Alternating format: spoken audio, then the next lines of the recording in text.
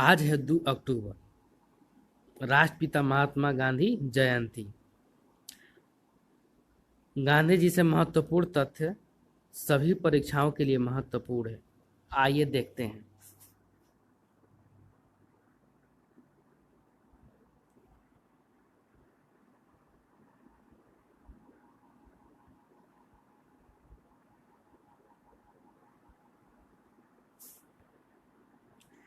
कार्य उपलब्धियां। स्वतंत्रता आंदोलन में सबसे महत्वपूर्ण भूमिका निभाई। महात्मा गांधी के नाम से मशहूर मोहनदास करमचंद गांधी भारतीय स्वतंत्रता आंदोलन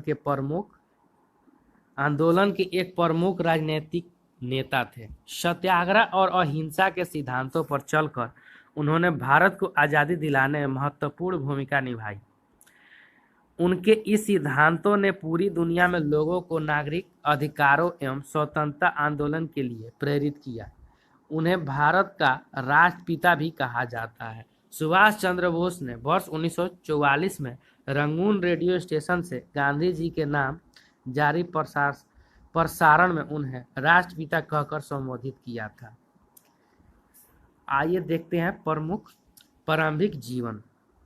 मोहनदास करमचंद गांधी का जन्म भारत में गुजरात के एक तटीय शहर पोरबंदर में 2 अक्टूबर सन 1869 ईस्वी को हुआ था। उनके पिता करमचंद गांधी ब्रिटिश राज के समय काठियावाड़ की एक छोटी सी रियासत पोरबंदर के दीवान थे। मोहनदास की माता पुतलीबाई परनामी वैश्य समुदाय से ताल्लुक रखती थी और अत्यधिक धार्मिक प्रवृत्ति की थी, जिसका प्रभाव युवा मोहनदास पर पड़ा और इन्हीं मूल्यों ने आगे चलकर उनके जीवन में महत्वपूर्ण भूमिका निभाई। वह नियमित रूप से व्रत रखती थी और परिवार में किसी के बीमार पड़ने पर उसकी सेवा शुश्रूषा में दिन रात एक कर देती थी। इस प्रकार मोहनदास ने स्वाभाविक रूप से अहिंसा, शाकाहार, आत्मशुद्धि के लिए व्रत और विभिन्न धर्मों और पंथों को मानने वालों के बीच परस्पर सहिष्णुता को अपनाया। सन 1883 में 13.5 साल की उम्र में ही उनका विवाह 14 साल की कस्तूरबा से करा दिया गया। जब मोहनदास 15 वर्ष के थे तब इनकी पहली संतान ने जन्म लिया, लेकिन वह केवल कुछ दिन ही जीवित रही। उनके पिता करमचंद गांधी भी इसी साल 1885 में चल बसे। बाद में मोहनदास और कस्तूरबा के 4 संतान हुए। हरिलाल गांधी 1888 ईस्वी में इनका जन्म हुआ। मणिलाल गांधी 1892 ईस्वी में इनका जन्म हुआ था। रामदास गांधी 1897 ईस्वी में इनका जन्म हुआ था और देवदास गांधी 1900 में ईस्वी में हुआ था। उनकी मिडिल स्कूल की शिक्षा पोरबंदर में और हाई स्कूल की शिक्षा राजकोट में हुई थी। शैक्षणिक स्तर पर मोहनदास एक औसत छात्र ही रहे। सन 1887 में उन्होंने मैट्रिक की परीक्षा अहमदाबाद से उत्तीर्ण की। उसके बाद मोहनदास ने भावनगर के श्यामलाल दास कॉलेज में दाखिला लिया, पर खराब स्वास्थ्य और गरीब वियोग के कारण वह अप्रसन्न ही रहे और कॉलेज छोड़कर पोरबंदर वापस चले गए। विदेश में शिक्षा और वकालत। मोहनदास अपने परिवार में सबसे ज्यादा पढ़े लिखे थे, इसलिए उनके परिवार वाले ऐसा मानते थे कि वह अपने पिता और चाचा का उत्तराधिकारी दीवान बन सकते थे। उनके एक पारिवारिक मित्र मावजी दवे ने ऐसी सलाह दी कि एक बार मोहनदास लंदन से बैरिस्टर बन जाए तो उनको आसानी से दीवान की पदवी मिल सकती थी। उनकी माता पुतलीबाई और परिवार के अन्य सदस्यों ने उनके विदेश जाने के विचार का विरोध किया, पर मोहनदास ने आश्वासन पर राजी हो गए। वर्ष 1888 मोहनदास यूनिवर्सिटी कॉलेज लंदन में कानून की पढ़ाई करने और बैरिस्टर बनने के लिए इंग्लैंड चले गए।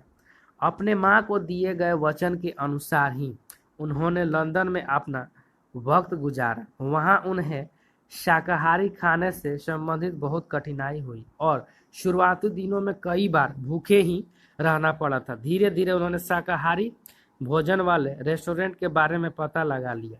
इसके बाद उन्होंने वेजिटेरियन सोसाइटी की सदस्यता भी ग्रहण कर ली। इस सोसाइटी के कुछ सदस्य थियोसोफिकल सोसाइटी के सदस्य भी थे वे और उन्होंने मोहनदास को गीता पढ़ने का सुझाव दिया। जून 1891 में गांधी भारत लौट गए और वहां जाकर उन्होंने अपनी मां के मौत के बारे में पता चला।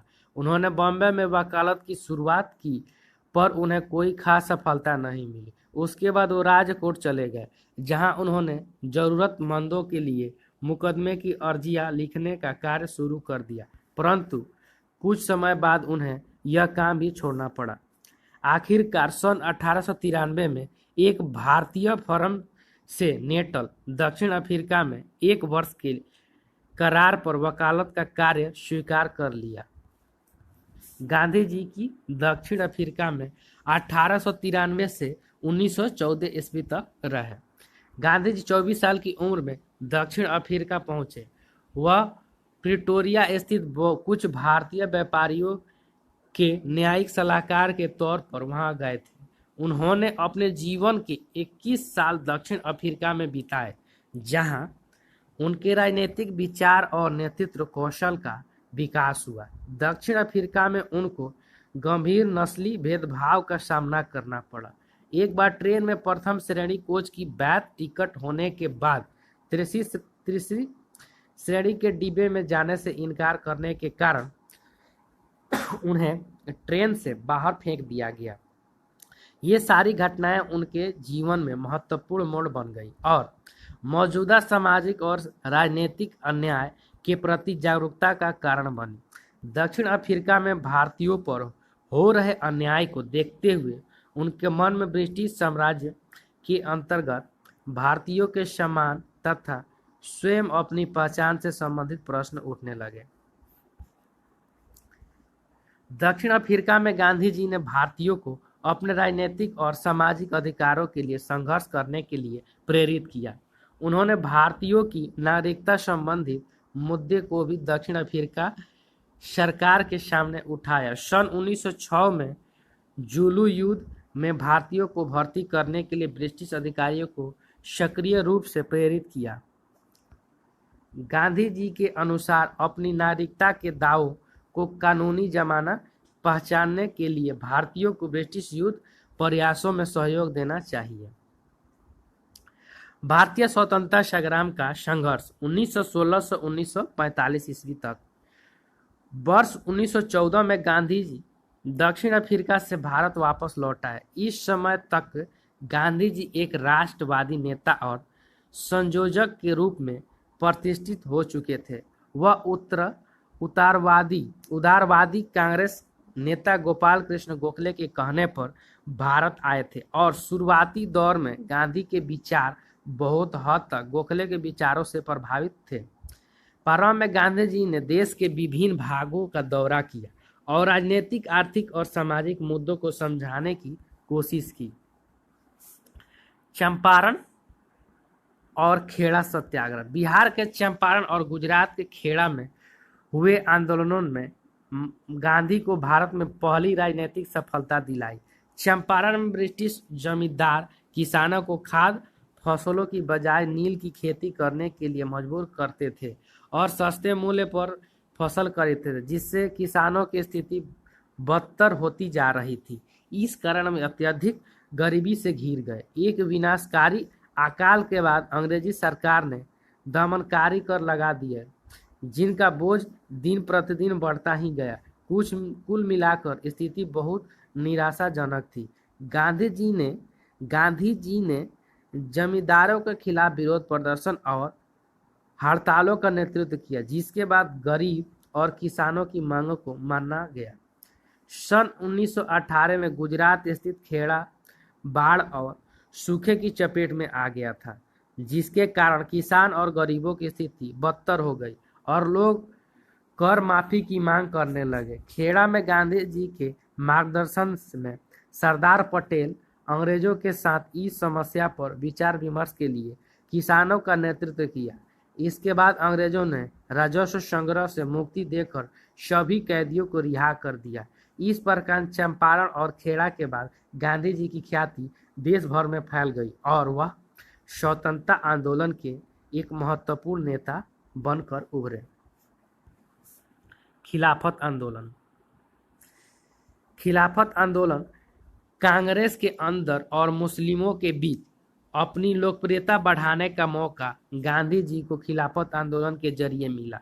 खिलाफत एक विश्वव्यापी आंदोलन था जिसके द्वारा खलीफा के गिरते प्रभुत्व का विरोध सारी दुनिया के मुसलमानों द्वारा किया जा रहा था।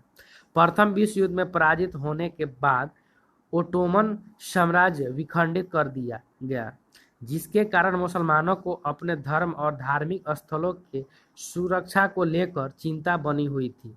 भारत में खिलाफत का नेतृत्व ऑल इंडिया मुस्लिम कॉन्फ्रेंस द्वारा किया जा रहा था। धीरे धीरे गांधी इसके मुख्य प्रवक्ता बन गए। भारतीय मुसलमानों के साथ एकजुटता व्यक्त करने के लिए उन्होंने अंग्रेजों द्वारा दिए गए सम्मान और मेडल वापस कर दिया। इसके बाद गांधी जी न सिर्फ कांग्रेस बल्कि देश के एकमात्र ऐसा नेता बन गए जिसका प्रभाव विभिन्न समुदायों के लोगों पर था। असहयोग आंदोलन।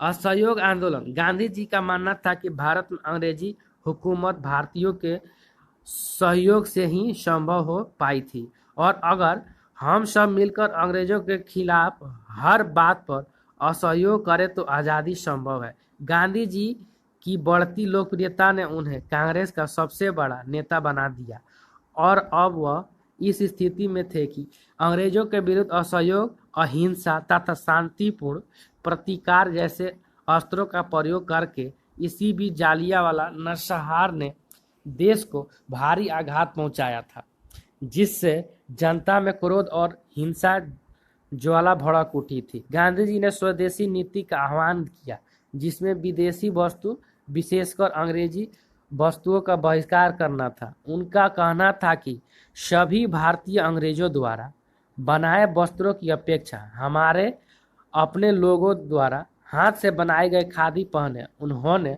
पुरुषों और महिलाओं को प्रतिदिन सूत काटने के लिए कहा।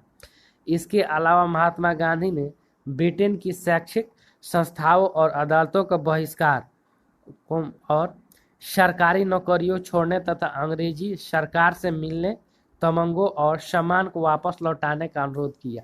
असहयोग आंदोलन को अपार सफलता मिल रही थी, जिससे समाज के सभी वर्गों में जोश और भागीदारी बढ़ गई। लेकिन फरवरी 1922 में इसका अंत चौरी चौरा कांड के साथ हो गया। इस हिंसक घटना के बाद गांधी जी ने असहयोग आंदोलन को वापस ले लिया। उन्हें गिरफ्तार कर राजद्रोह का मुकदमा चलाया गया, जिसमें उन्हें 6 साल कैद की सजा सुनाई गई। खराब स्वास्थ्य के चलते उन्हें फरवरी 1924 में सरकार ने रिहा कर दिया।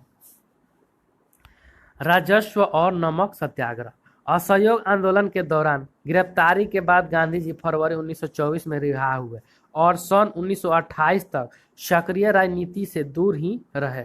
इस दौरान वह स्वराज पार्टी और कांग्रेस के बीच मनमुटाव को कम करने में लगे रहे और इसके अतिरिक्त अस्पृश्यता, शराब, अज्ञानता और गरीबी के खिलाफ भी लड़ते रहे। इसी समय अंग्रेजी सरकार ने सर जॉन साइमन के नेतृत्व में भारत के लिए एक नया संवैधानिक सुधार आयोग बनाया, पर उसका एक भी सदस्य भारतीय नहीं था, जिसके कारण भारतीय राजनीतिक दलों ने इसका बहिष्कार किया। इसके पश्चात दिसंबर 1928 के कलकत्ता अधिवेशन में गांधी जी ने अंग्रेजी हुकूमत को भारतीय साम्राज्य को सत्ता प्रदान करने के लिए कहा और ऐसा न करने पर देश की आज़ादी के लिए असहयोग आंदोलन का सामना करने के लिए तैयार रहने के लिए भी कहा।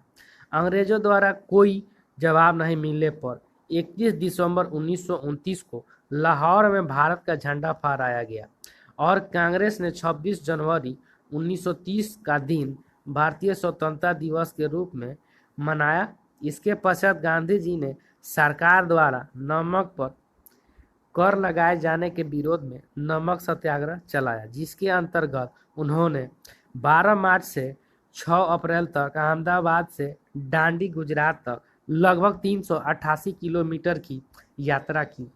इस यात्रा का उद्देश्य स्वयं नमक उत्पन्न करना था। इस यात्रा में हजारों की संख्या में भारतीयों ने भाग लिया और अंग्रेजी सरकार को विचलित करने में सफल रहे। इस दौरान सरकार ने लगभग 60,000 से अधिक लोगों को गिरफ्तार कर जेल भेजा था। इसके बाद लॉर्ड इरविन के प्रतिनिधित्व वाली सरकार ने गांधी जी के साथ विचार विमर्श करने का निर्णय लिया, जिसके फलस्वरूप गांधी इरविन संधि पर मार्च 1931 में हस्ताक्षर हुए। गांधी इरविन संधि के तहत ब्रिटिश सरकार ने सभी राजनीतिक कैदियों को रिहा करने के लिए सहमति दे दी। इस समझौते के परिणाम स्वरूप गांधी कांग्रेस के एकमात्र प्रतिनिधि के रूप में लंदन में आयोजित गोलमेज सम्मेलन में भाग लिया, परंतु यह सम्मेलन कांग्रेस और दूसरे राष्ट्रवादियों के लिए घोर निराशाजनक रहा।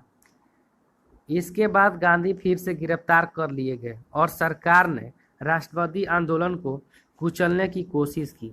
1934 में कांग्रेस की सदस्यता से इस्तीफा दे दिया।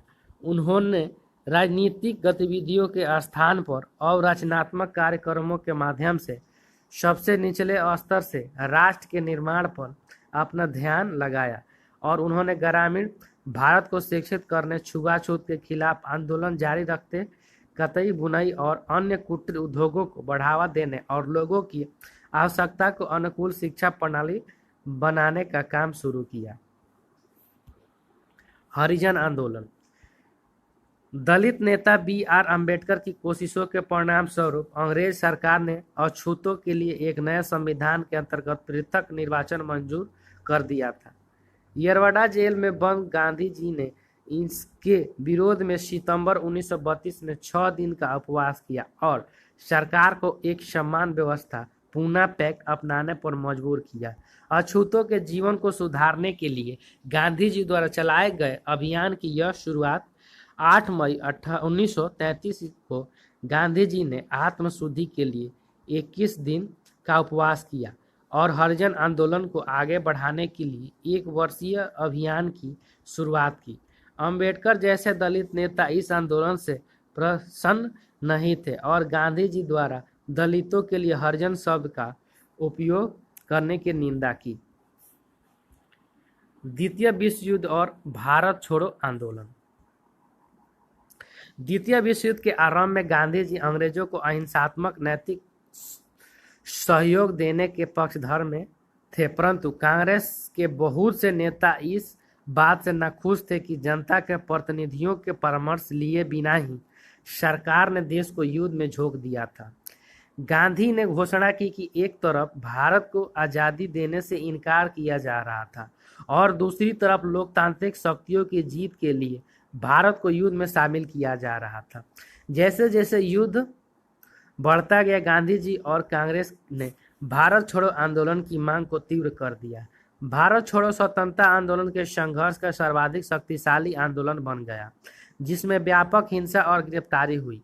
इस संघर्ष में हजारों की संख्या में स्वतंत्रता सेनानी या तो मारे गए या घायल हो गए और हजारों गिरफ्तार भी कर लिए गए। गांधी जी ने यह स्पष्ट कर दिया था कि वह ब्रिटिश युद्ध प्रयासों को समर्थन तब तक नहीं देंगे जब तक भारत को तत्काल आज़ादी न दे दी जाए। उन्होंने यह भी तय किया था कि व्यक्तिगत हिंसा के बावजूद यह आंदोलन बंद नहीं होगा। उनका मानना था कि देश में व्यापक सरकारी अराजकता असली अराजकता से भी खतरनाक है। गांधी जी ने सभी कांग्रेसियों को भारतीयों को हिंसा के साथ करो या मरो, डू और डाई के साथ अनुशासन बनाए रखने को कहा। जैसा कि सबको अनुमान था कि अंग्रेजी सरकार ने गांधी जी और कांग्रेस कार्यकारिणी समिति के सभी सदस्यों को मुंबई में 9 अगस्त 1942 को गिरफ्तार कर लिया और गांधी जी को पुणे के आगा खां महल ले जाया गया, जहां उन्होंने 2 साल तक बंदी बनाकर रखा गया। इसी दौरान उनकी पत्नी कस्तूरबा गांधी का देहांत 22 फरवरी 1944 को हो गया। कुछ समय बाद गांधी जी भी मलेरिया से पीड़ित हो गए।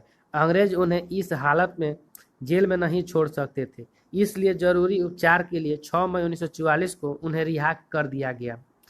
आंशिक सफलता के बावजूद भारत छोड़ो आंदोलन ने भारत को संगठित कर दिया और द्वितीय विश्व युद्ध के अंत तक ब्रिटिश सरकार ने स्पष्ट संकेत दिया था कि जल्द ही सत्ता भारतीयों के हाथ सौंप दी जाएगी। गांधी जी ने भारत छोड़ो आंदोलन समाप्त कर दिया और सरकार ने लगभग 1 लाख राजनीतिक कैदियों को रिहा कर दिया।